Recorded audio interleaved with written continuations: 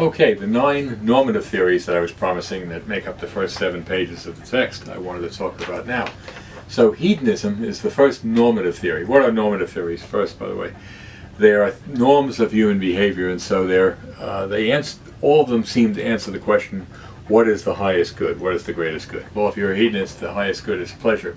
There are different kinds of hedonists, as we'll see.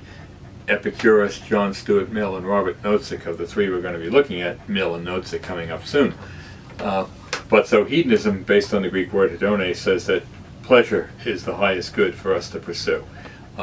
Pleasure is gotten in a different way. If you look at Epicurus, it's gotten from control of your desires and living with less fears. Egoism is the second normative theory, and egoism, the word ego means self. If you're an egoist, you think that the only obligation we have in life is to self. I have no obligation to you, you have none to me. The only moral obligations I have is to benefit self. And so we'll be looking at that theory down the road. James Rachels refutes that, not the James Rachels who talks about euthanasia later on, same person but not the same article.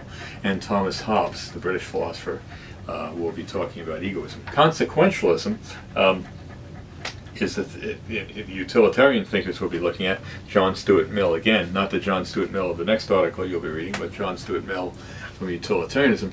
Consequentialism is, as it sounds, a good action is one that promotes the greatest consequences.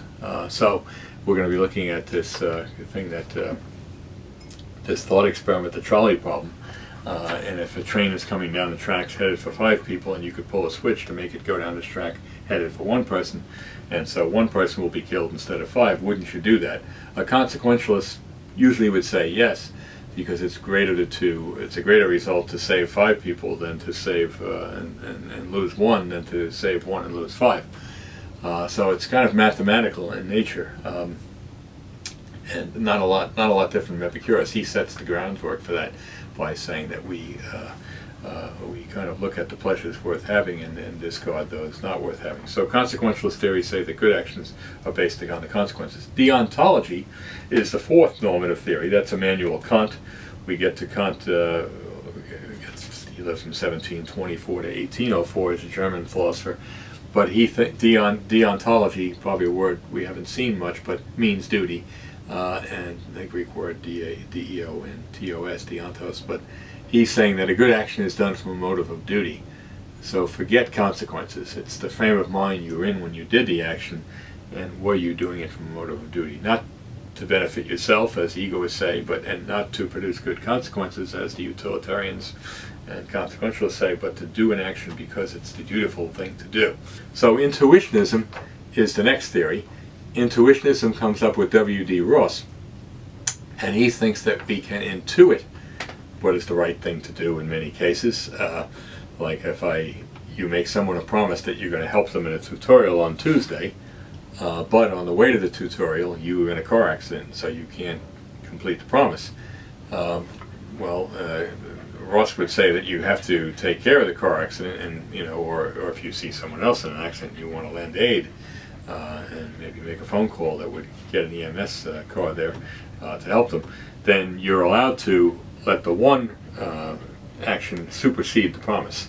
So you don't have a duty to keep the promise. Intuitively, he says, we know if we have a conflict of duties like this, what the right thing is to do. Intuition, he says, works this way in math. I can just look at 5 and know that it's greater than 3 without too much reasoning. It's just I know this in a flash. He thinks you know in a flash what your duties are in these different kinds of circumstances. Virtue theory comes up with Aristotle. Aristotle has these virtues like courage and self-control, and that comprises his theory. What is the greatest good? To develop these virtues that you acquire. You're not born knowing these virtues. There are 11 of them, but you develop them over time. And most people have fear or motivating them when they act, or the prospect of pleasure motivating them. These emotions, Aristotle says, shouldn't be eliminated but controlled. And so the courageous person, even though he fears what he's about to do, does it anyway. He can conquer the fear to an extent to do it.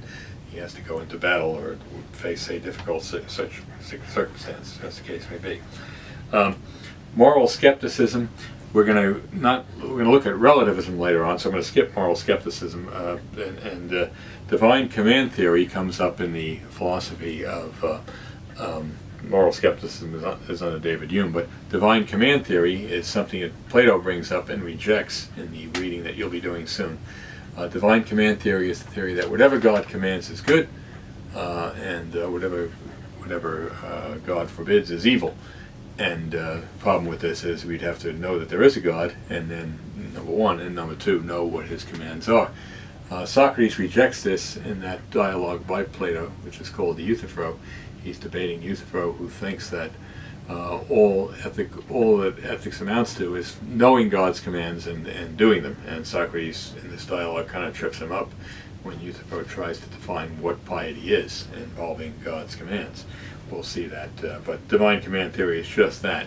And there's other problems like what God should you listen to? There's different gods and different religions, and so according to divine command theory, I'm supposed to do what God says, but which God?